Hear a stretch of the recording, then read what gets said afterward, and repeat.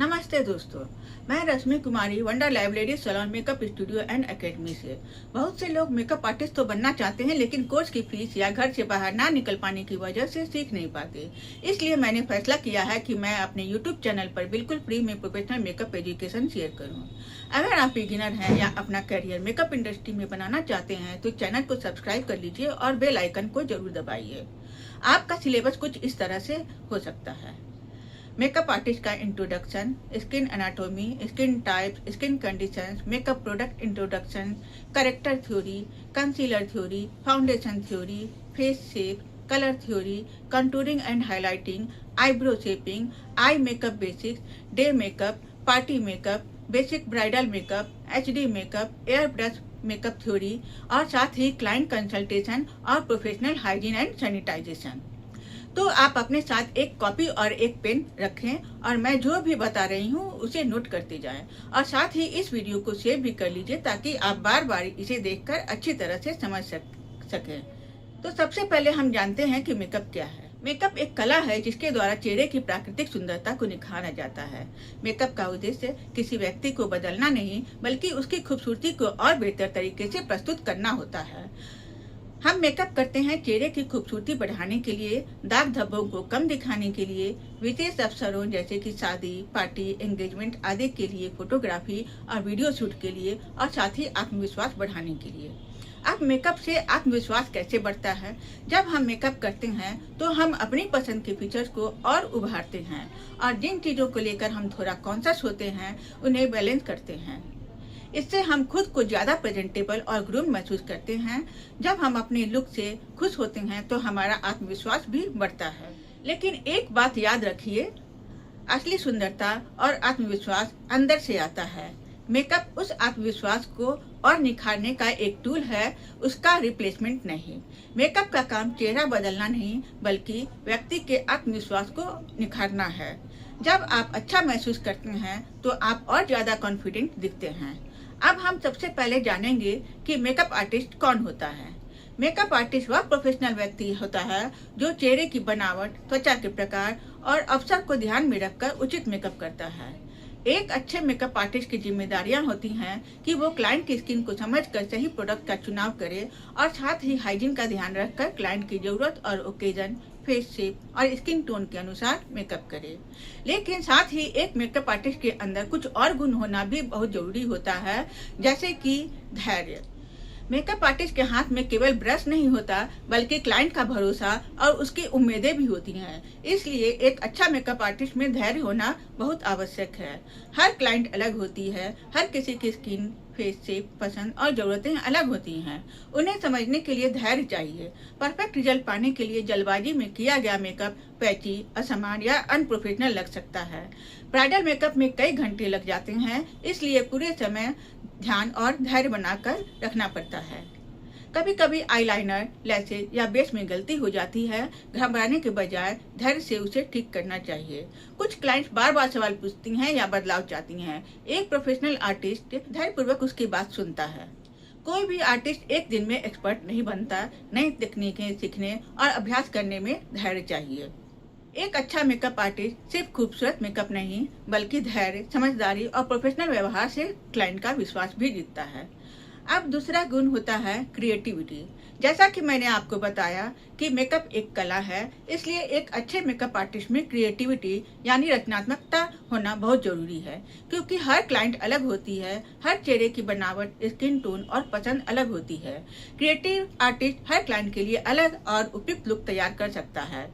समस्याओं का समाधान करने के लिए कभी चेहरे पर दाग, पिगमेंटेशन, असमान फीचर्स या अन्य चुनौतियां होती हैं। क्रिएटिविटी की मदद से इन्हें खूबसूरती से बैलेंस किया जा सकता है। क्रिएटिव मेकअप आर्टिस्ट केवल ट्रेंड्स को कॉपी नहीं करता, बल्कि नया और खास लुक तैयार करता है।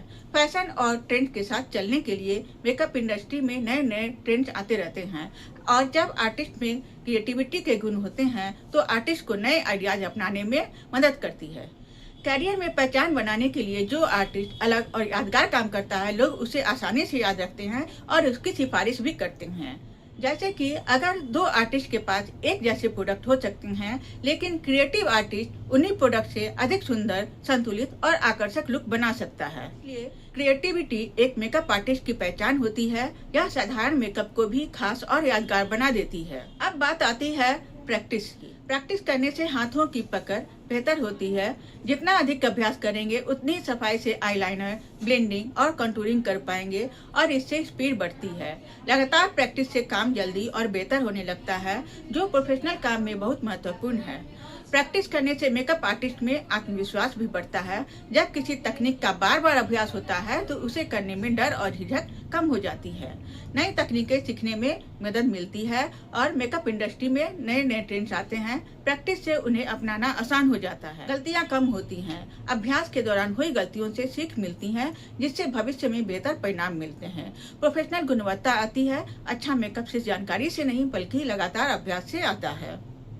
जिस तरह एक गायक रोज रियाज करता है और एक खिलाड़ी रोज अभ्यास करता है, उसी तरह एक मेकअप आर्टिस्ट को भी अपनी कला को निखारने के लिए नियमित प्रैक्टिस करनी चाहिए। नॉलेज आपको मेकअप सिखाती है, लेकिन प्रैक्टिस आपको एक सफल और प्रोफेशनल मेकअप आर्टिस्ट बनाती है। एक और महत्वपूर्ण गुण जो एक प्रोफेशनल मेकअप आर्टिस्ट में होना चाहिए वो होता है क्लाइंट हैंडलिंग स्किल। एक मेकअप आर्टिस्ट का काम केवल अच्छा मेकअप करना नहीं होता, बल्कि क्लाइंट को समझना, उसे आराम महसूस कराना और उसका विश्वास जीतना भी होता है। इसलिए क्लाइंट हैंडलिंग की कला हर मेकअप आर्टिस्ट के लिए बहुत ही जरूरी है। अब देखते हैं कि क्लाइंट हैंडलिंग क्यों जरूरी है। हर क्लाइंट की पसंद अलग होती है। कोई नेचुरल लुक चाहती है तो कोई ग्लैमरस। अच्छी क्लाइंट हैंडलिंग से आप उसकी अपेक्षाओं को समझ पाते हैं। जब क्लाइंट को लगता है कि आप उसकी बात ध्यान से सुन रहे हैं तो उसका आप पर भरोसा बढ़ता है। मेकअप शुरू करने से पहले सही बातचीत करने से बाद में शिकायतों की संभावना कम हो जाती है। कई क्लाइंट पहली बार प्रोफेशनल मेकअप करवा रही होती हैं। अच्छा व्यवहार उन्हें सहज महसूस कराता है। लोग सिर्फ अच्छे मेकअप के लिए नहीं बल्कि अच्छे व्यवहार के लिए भी दोबारा आते हैं। संतुष्ट क्लाइंट अपने दोस्तों और रिश्तेदारों को भी आपके बारे में बताती हैं, जिससे आपका काम बढ़ता है। अगर दो मेकअप आर्टिस्ट का काम एक जैसा हो तो क्लाइंट अक्सर उसी के पास दोबारा जाएगी जिसका व्यवहार अच्छा हो और जिसने उसे सम्मान और महत्व दिया हो। एक सफल मेकअप आर्टिस्ट सिर्फ खूबसूरत मेकअप नहीं करता बल्कि अपनी क्लाइंट हैंडलिंग स्किल से क्लाइंट का दिल भी जीतता है। अब आती है प्रोडक्ट नॉलेज की। प्रोडक्ट नॉलेज जरूरी होता है सही प्रोडक्ट चुनने के लिए। हर स्किन टाइप के लिए अलग अलग प्रोडक्ट की जरूरत होती है, जैसे कि dry skin, oily skin, combination skin और सेंसिटिव स्किन पर एक ही प्रोडक्ट अच्छा काम नहीं करता।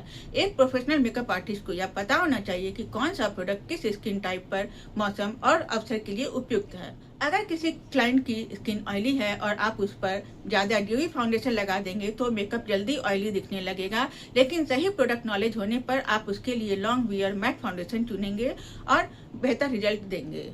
सही प्राइमर, फाउंडेशन, कंसीलर और पाउडर चुनने से मेकअप अधिक सुंदर और लंबे समय तक टिकता है। गलत प्रोडक्ट से एलर्जी, जलन, ब्रेकआउट या मेकअप खराब हो सकता है। इसलिए प्रोडक्ट की जानकारी रखने से आप अपनी क्लाइंट को इन समस्याओं से बचा सकते हैं। जब आप प्रोडक्ट के बारे में आत्मविश्वास से जानकारी देते हैं तो क्लाइंट को आप पर भरोसा होता है। एक मेकअप आर्टिस्ट की पहचान सिर्फ उसके ब्रश से नहीं बल्कि उसके प्रोडक्ट नॉलेज से भी होती है। सही प्रोडक्ट का सही इस्तेमाल ही प्रोफेशनल मेकअप की नींव होती है। अब क्लास के पहले दिन हम जानेंगे कि स्किन एनाटॉमी क्या है। स्किन एनाटॉमी का मतलब है त्वचा की बनावट, उसकी परतें और उनके कार्यों को समझना। त्वचा हमारे शरीर का सबसे बड़ा अंग है और वह हमें धूप, धूल, प्रदूषण, बैक्टीरिया और चोटों से बचाती है। स्किन की 3 मुख्य परतें होती हैं, जिसमें से पहला है एपिडर्मिस। यह त्वचा की सबसे ऊपरी परत होती है जिसे हम अपनी आंखों से देख सकते हैं। इस परत के मुख्य कार्य होते हैं स्किन को सुरक्षा प्रदान करना, नई स्किन सेल्स बनाना, मेलानिन बनाना जो स्किन का रंग निर्धारित करता है और मॉइस्चर को बनाए रखना। दूसरा होता है डर्मिस। यह एपिडर्मिस के ठीक नीचे होता है। इसमें पाए जाते हैं collagen, elastin, blood vessel, nerve, hair follicle, sweat gland और ऑयल ग्लैंड।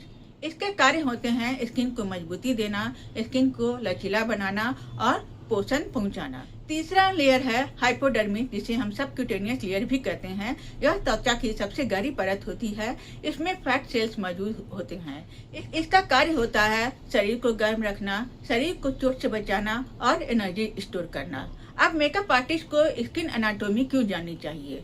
सही प्रोडक्ट चुनने के लिए, स्किन टाइप पहचानने के लिए, स्किन प्रॉब्लम समझने के लिए, मेकअप का सही फिनिश देने के लिए, स्किन को नुकसान पहुंचाए बिना काम करने के लिए मेकअप आर्टिस्ट को स्किन एनाटॉमी की जरूरत होनी चाहिए।